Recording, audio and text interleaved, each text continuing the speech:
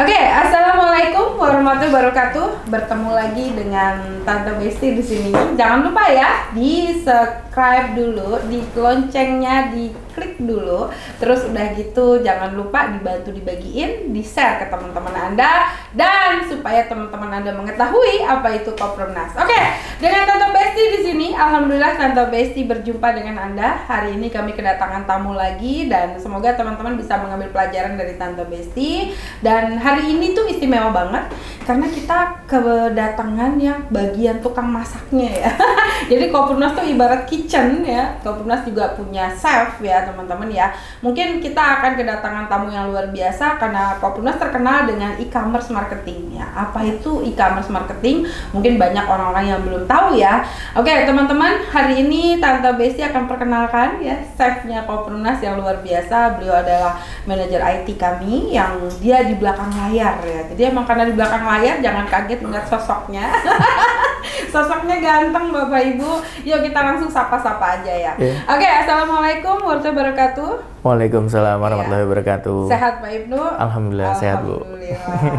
Ya Pak Ibnu, ini kan banyak orang yang nggak tahu nih ya sebetulnya Koperumnas ini developer model apa sih ya, karena saya yakin Koperumnas ini adalah pionir satu-satunya di Indonesia yang developer menggunakan konsep e-commerce marketing atau digital marketing atau memang kita konsepnya lebih kepada startup ya. Nah ini Pak Ibnu boleh perkenalkan diri sebelumnya siapa sih Pak Ibnu ini biar tahu semuanya. Ya, saya Ibnu Ibrahim, saya dari divisi IT. Kebetulan saya yang membantu Bu Putri sama ide-idenya yang out of the box. Iya, Bapak dulu backgroundnya apa dan kenapa ketemu dengan Koperumnas? Ya, background saya memang di dunia IT. Dulu saya pernah banyak project sebelum ke Koperumnas, dari perbankan, travel dan lain-lainnya. Sampai akhirnya ketemu sama Bu Putri.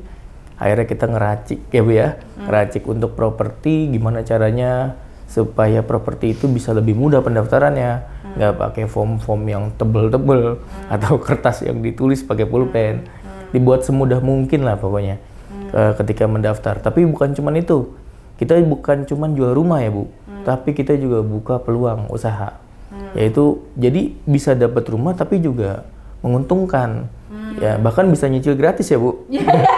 Bisa nyicil gratis. Iya, dan itulah kita buat secara sistematis sehingga pembagian komisinya, pendaftarannya itu berbasis sistem dan tidak ada manual-manual lagi. Ya. Bapak, saya kepingin tahu nih, kapan sih Bapak pertama kali ketemu Koperumnas dan padahal kan maaf ya, proyek Bapak di luar sana mungkin tanda kutip duitnya gede. Terus tiba-tiba datang ke Koperumnas nih kayak orang kebanyakan duit. Katanya sih proyek ibadah dan mau digaji di bawah UMR.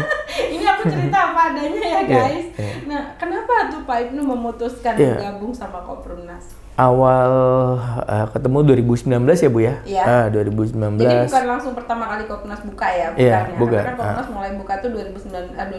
18 ya. Waktu itu masih koperasi ya Pak? Masih koperasi. Saya di 2019 ke Koperumnas dan ternyata visi misinya bagus. Visi misinya bagus. Yang pada saat itu kita lagi memerangi riba kan. Ternyata Koperumnas ini visi misinya itu bagaimana menjual suatu rumah tanpa ada pihak bank. Wah itu keren banget. Keren banget pada saat itu. Iya, pada saat dan itu. Lagi pada booming namanya DP 0% waktu Betul. itu ya. Terus kenapa Pak Ibnu tertarik mengerjakan proyek Koperumnas? Apakah ini baru pertama kali atau gimana? Oke, kalau untuk bidang properti ya mungkin baru pertama kali ya Bu. Memang di Koperumnas. Juga nih? Iya. Belum pernah. Yang namanya kita membuat suatu sistem yang tidak properti ya, yang tidak ada banknya ya. Kalau yang sudah ada banknya mungkin ya udah ada konsepnya, sudah ada mainstream lah. Di mana rumah dijual ke bank ya selesai gitu kan. Ini enggak, ini keren banget. Aneh ya? Iya, tapi keren Bu. Karena kita di satu sisi tanpa ada pihak bank, jadinya terasa keberkahannya di situ.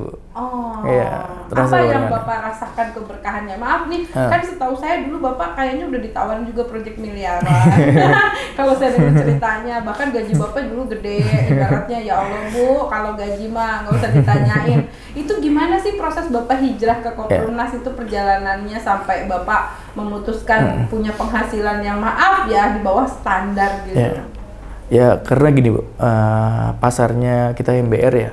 Gimana saya ngeliat konsumen-konsumen kita yang serah terima kunci itu tukang ojek, tukang gorengan, jadi ada rasa bangga gitu.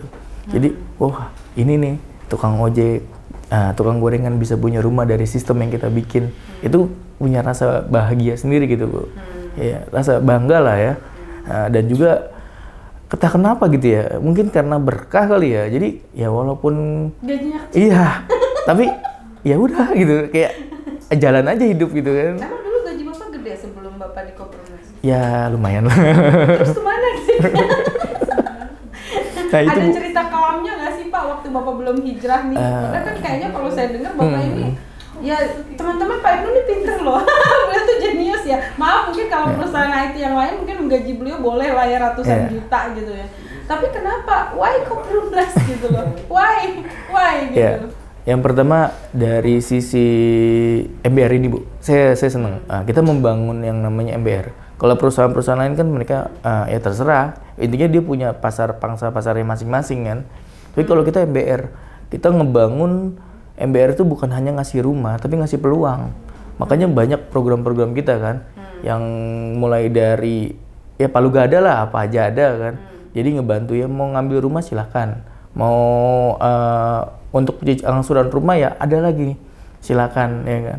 Nah disitulah saya merasa kok bagus ya, bisa jadi platform gitu Koperumnas ini kan. Ya agak-agak mirip sama Google lah, saya belajar ya kan. Google itu juga seperti itu.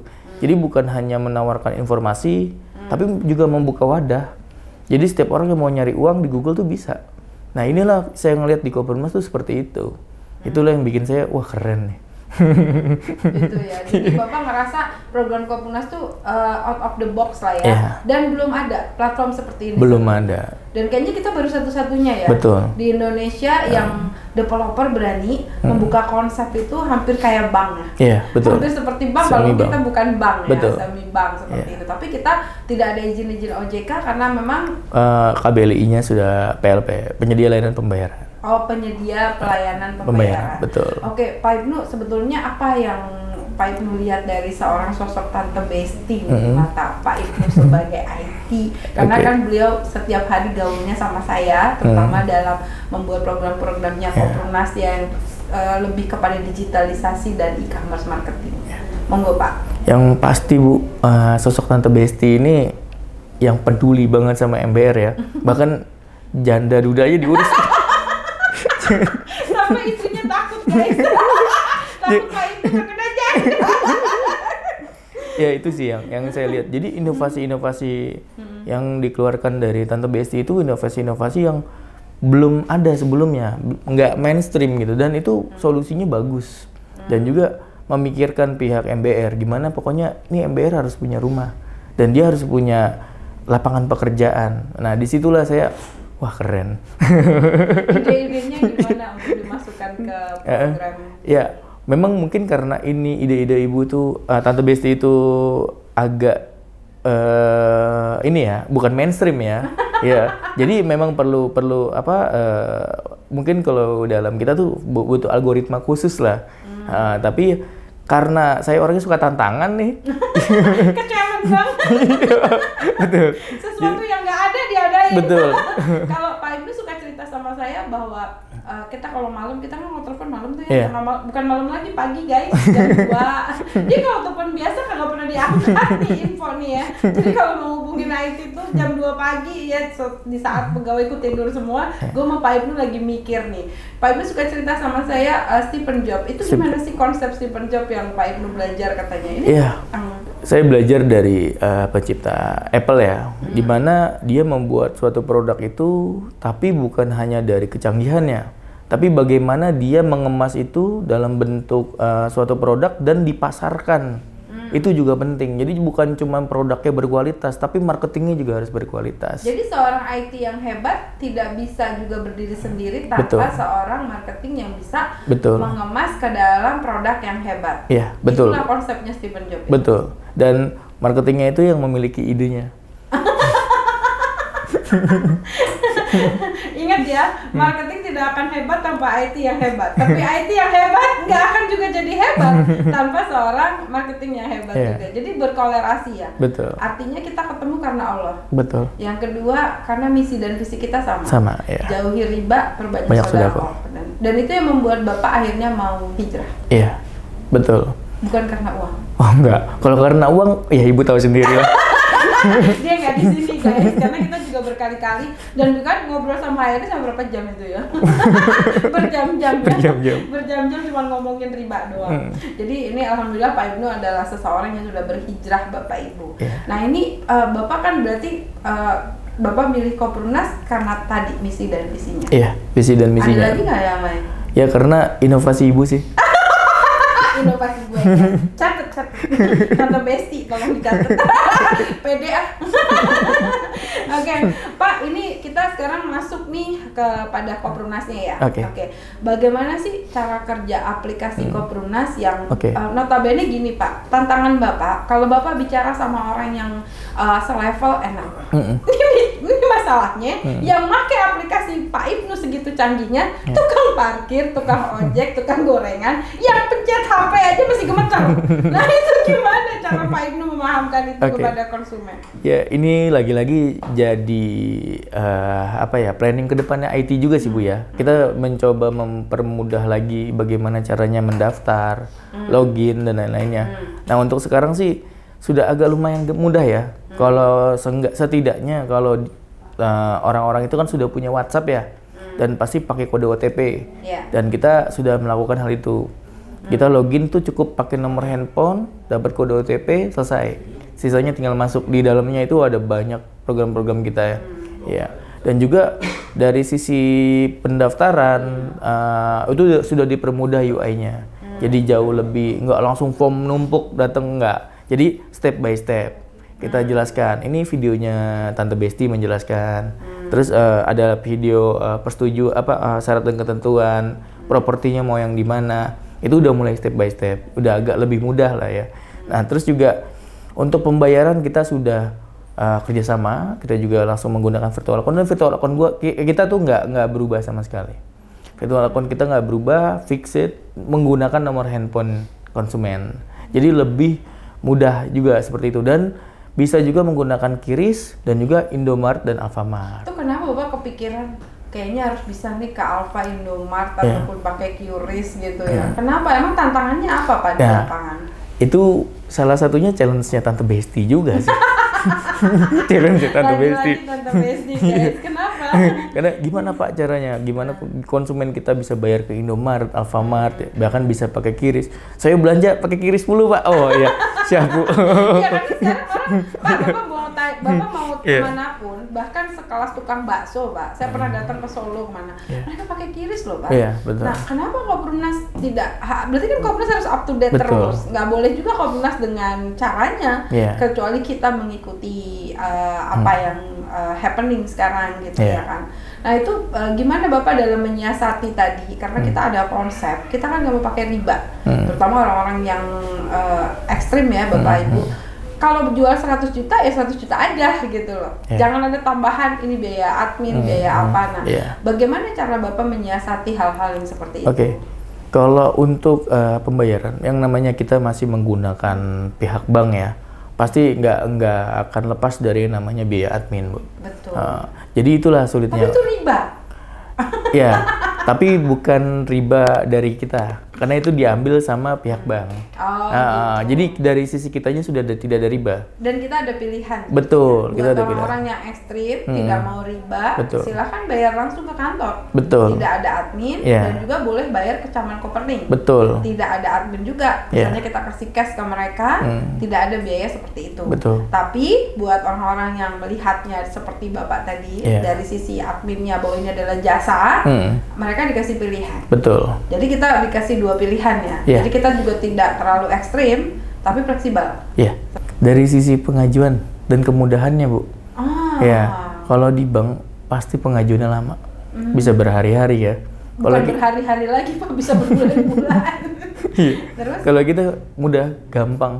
Pada saat itu langsung daftar, bayar, langsung terdaftar sebagai konsumen dan dapat nomor NKK. Langsung ACC? Langsung ACC. Wah, terus udah gitu kode OTP-nya langsung masuk ke handphone. HP mereka. Betul. Artinya sekarang lebih terjamin lah ya. Iya. Tidak bisa dipermainkan lah sama Betul. orang. Artinya langsung ke HP yang bersangkutan. Betul. Ini sama seperti bank dong ya? Iya. Sama ya Sama. konsepnya. Dan sekarang tuh Pak, bank-bank itu udah ngikutin. Kita buka rekening Pak, itu udah nggak pakai buku. Iya. Jadi mereka sekarang langsung buka, langsung pakai handphone, langsung pakai KTP, Betul. pakai pengenalan wajah kadang-kadang. Iya. Sudah, langsung Betul. jadi. Nah, apakah Kopimnas ke depannya bisa seperti itu, Pak? Tentu bisa. Upgrade ke pengenalan wajah. Iya. Karena gini, Pak. Ini mungkin pengalaman kita di lapangan, banyak juga nomor handphone yang fiktif. Iya. Nah, bagaimana Bapak menyiasati sebagai IT ini tantangan supaya nanti ke depannya ketika nih contoh nih Pak, ini kita sambil diskusi juga ya Pak, Iya. ada orang mau daftar, kan kalau nomor KTP hanya sekelas isi nomor aja. Iya. Apakah nanti Bapak bisa connect dengan pengenalan wajah di Dukcapil? Biometrik. Nah, itu kira-kira nanti di Kopimnas Pak bisa nggak sih diterapin dengan biometrik ya? Bisa, Bu. Tapi opsional ya. Bisa pengenalan wajah atau yang kedua menggunakan KTP. Jadi KTP RFID-nya itu yang bisa kita ambil.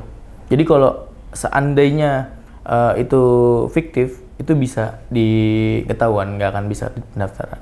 Ketahuannya seperti apa? Dari RFID-nya, Bu. RFID di dalam KTP. RFID ya. di dalam KTP. Kalau ibu punya, maksudnya kalau ibu tempelkan KTP ke handphone yang ada NFC-nya, itu kan kebaca. Oh, jadi dalam KTP itu ada Ada, RFID? betul. Oh, selama ini kita nggak tahu ya? Iya. Ada itu? Ada sekarang. Dan Kopimnas juga punya kartu konsumen. Oh, NFC itu ya? Iya. Oh, oke. Iya. Jadi teman-teman sebetulnya sekarang Kopimnas sih udah mulai canggih karena kita sekarang udah susah untuk dibikin fiktif ya. Iya. Dan katanya Kopimnas mau ada update aplikasi tentang verifikasi data. Betul. Ah, seperti apa tuh Pak mekanismenya? Jadi untuk verifikasi data, Bu, ada dua ya. Yang pertama konsumen lama, yang kedua konsumen baru. Nah, kalau untuk konsumen lama, kita akan kirimkan form link di mana mereka harus mengisi ulang data. Kalau mereka nggak mengisi ulang data, maka mereka nggak akan bisa buka aplikasi. Oke, ini penting banget ya. Iya. Jadi teman-teman tolong di-share. Oke. Terus apa lagi? Nah, itu yang pertama. Tujuannya apa? Kita untuk kita kan sudah pastikan akan berurusan dengan administrasi negara, Yes, perpajakan dan lain-lainnya, betul. Dan juga untuk bikin sertifikat. Betul. Makanya kita perlu yang namanya verifikasi ulang. Yang pertama, yang kedua untuk konsumen baru, maka kita formnya akan kita buat tambahan. Ya, salah satunya itu kita tambahkan beberapa form agar lebih detail lagi. Dan itu benar yang Ibu bilang, mungkin biometrik bisa kita coba tambahkan di sana. Ya, untuk verifikasi data. Dan satu lagi, agar kadang-kadang kan agen marketing kita kan suka ngebawa konsumen ya. Nah, jadi komisinya baru bisa turun setelah verifikasi itu berhasil. Oh, jadi nggak langsung ya? Nggak langsung. Oh, oke. Oke. Makanya dia juga harus membantu untuk Iya, verifikasi. betul. Nah, ini bagus juga ya. Jadi juga perhatian juga untuk para yang membawa ya, Iya, supaya bukan detik itu langsung cair, bukan ya? Betul. Tapi diverifikasi. Berapa lama waktu verifikasi? Untuk verifikasi itu maksimal 3 hari, Bu. 3 hari. Iya, maksimal. Oke, berarti maksimal 3 hari. Teman-teman tolong dicatat. Iya. Ini untuk verifikasi. Nah, tadi kita untuk daftar baru. Nah, bagaimana untuk konsumen yang komplain? Nah, ini kan ini juga penting ya, karena konsumen saya ini rata-rata menengah ke bawah, Pak. Iya. Nah, sekarang ini mereka ngeluh kalau komplain itu sekarang nggak bisa ketemu langsung. Iya. Ya, karena sekarang bagian CS saya tidak bisa ditemui. Nah, apa langkah-langkah IT untuk terobosannya untuk membantu mereka dalam rangka membantu supaya komplainnya lebih cepat? Oke. Jadi makanya untuk konsumen Kopimnas itu download aplikasi Kopimnas ya, Bu. Nah, selalu up to date. Karena apa? Di dalam aplikasi Kopimnas itu sebenarnya sudah akan disematkan fitur-fitur tersebut. Salah satunya seperti Besti, Ping, AI itu sudah ada sebenarnya. Oh, udah ada? Ya, itu bisa diuji coba untuk pertanyaan-pertanyaan. Nah, terus juga ada customer support juga yang nantinya akan ada room di mana kalau mereka mau mengajukan komplain itu bisa langsung otomatis mereka bisa berhubungan, chatan, video callan, atau mungkin kalau datang ketemu itu tinggal atur waktunya, Bu. Oke, kalau video call, bisa nggak sih kita ke depannya dengan dia masuk ke aplikasi Koperumnas, dia bisa video call langsung seperti kayak robot-robot yang ada di Jepang tuh. Sekarang tuh kalau mereka mau ngomong gitu ya, jadi nggak perlu nih si CS-nya turun langsung, tapi dengan mungkin kayak WFH judulnya yang dengan dari rumah dia juga bisa melayani pelayanan untuk customer care. Nah, itu ke depannya bisa nggak? Itu yang lagi dibuat sekarang. Iya, itu yang lagi dibuat sekarang. Jadi nanti setiap customer service itu diklik tombolnya, maka nanti akan ada pilihan buat CS yang online. Jadi ini ya teman-teman, kita juga mikirin waktu masuk pertamanya, yang kedua kita juga mikirin komplainannya, nah yang ketiga kita juga mikirin pembayarannya. Betul. Nah yang keempat, yang terakhir, gimana dengan cuannya, Pak? Ini apa ditunggu-tunggu ya sama pemirsa. Kalau cuannya seperti apa sih? Sehingga teman-teman tahu gitu. Ya, banyak ya Bu ya cuannya ya. banyak ininya ya, pilihannya ya. Kalau dari sisi properti mungkin bisa menjual properti, bahkan dari sisi konsumen ya, itu satu rumah bisa dapat 300.000 ya Bu ya. 300.000, atau mau naik ke Caman, bisa juga upgrade ke Caman. Itu bisa dapat 2,5% atau 500.000 di awal. 500.000 di awal dan kesananya sebanyak 2,5%. Betul. Dan juga bisa juga jadi camlok ya Bu ya. Camlok juga itu lebih besar lagi tuh camlok. Iya, dapat 2,5% juga. Iya, betul. Nah, itulah banyak dari sisi properti ya. Nah, ada juga dari sisi pengajuan lahan, terus juga dari Korwiltan ya Bu ya. Ya, di situ juga ada, kita bisa. Terus dari sisi Kopermart juga ada, mau dagang bisa di situ, mau dagang apa aja bisa di Kopermart. Di situ juga bisa konsumen cari cuan lah ya. Iya, betul. Iya, cari cuan. Terus juga ada dari sisi jendela hati Bu. Jendela hati gimana tuh? Nah, dari sisi jendela hati, konsumen bisa jadi konten kreator di situ. Masya Allah. Terus juga bisa, katanya bisa sodakoh juga ya? Iya, jendela hati. Betul. Jadi bisa pergi umrah katanya. Iya, betul. Jadi banyak banget teman-teman, Masya Allah. Jadi program Koperumnas tuh memang dirangkul sebanyak itu tuh tujuannya tadi ya Pak ya, misinya kamu bisa dapat rumah juga, bisa dapat cuan juga, bisa dapat jodoh lah. Jangan udah jodoh tapi lagi cari jodoh. Katanya mau ada aplikasi jodoh online, gimana atau ta'aruf online gimana tuh? Jadi kita juga kembangkan ke sisi sosial media. Jadi jangan cuma jual rumah, tapi kita juga harus ada sosial medianya juga. Jadi konsumen-konsumen ini lebih bisa interaktif lah ya. Dan juga aplikasi kita tuh untuk para marketing jadi lebih mudah ke depannya. Iya, jadi tinggal download Koperumnas. Apa itu? Wah, udah pokoknya banyak ada sosial media di situ. Saya main add ya, friend ya. Gitu. Masya Allah. Jadi Koperumnas tuh bukan hanya properti ya, tapi juga bisa ngasilin cuan, bisa juga ta'aruf online, bisa juga media sosial untuk konten kreator. Terus yang ketiga juga bisa untuk belanja nggak? Bisa, dari sisi bisa Kopermart. Juga? Jadi kita juga bisa menjual produk kita juga ya di Kopermart. Dan katanya juga mau ada Kosjek online-nya ya? Iya, betul. Kita juga punya Kosjek online. Ada ojek online-nya juga. Ada guys, semuanya ada. Makanya sekarang kalau teman-teman nanya, Bu, saya bisa nggak cari jodoh? Datang aja. Iya, betul. Jadi kira-kira Pak, Bapak mau kasih pesan apa nih sama teman-teman kita yang ada di sini, terutama dalam hal IT, kalau mereka gagal ataupun tidak bisa masuk, apa yang harus mereka lakukan? Silahkan Pak Ibnu. Ya, untuk para konsumen dan juga calon konsumen kali ya. Untuk konsumen Koperumnas ya tetap lanjut di Koperumnas, karena di Koperumnas itu banyak program-program yang nantinya ngebantu Bapak Ibu. Ya, pokoknya intinya kita kasih peluang cuan untuk konsumen pokoknya. Ide-idenya Bu Tante Besti ini keren-keren untuk nyari cuan, benar. Dan untuk calon konsumen gak usah takut, karena kita tuh bener membuat konsep hitung-hitungannya. Tante Besti itu teliti untuk hal itu. Gak mungkin sembarangan kita bikin program. Buat teman-teman, semoga ya Tante Besti cuma mau pesan satu, saya berterima kasih ya kepada seorang Pak Ibnu sampai hari ini. Semoga kita akan bertemu lagi Pak Ibnu berikutnya ya untuk meneruskan Koprumnas, karena Koprumnasnya harus diteruskan Pak. Suatu saat saya nggak tahu umur Bapak dan saya gitu kan.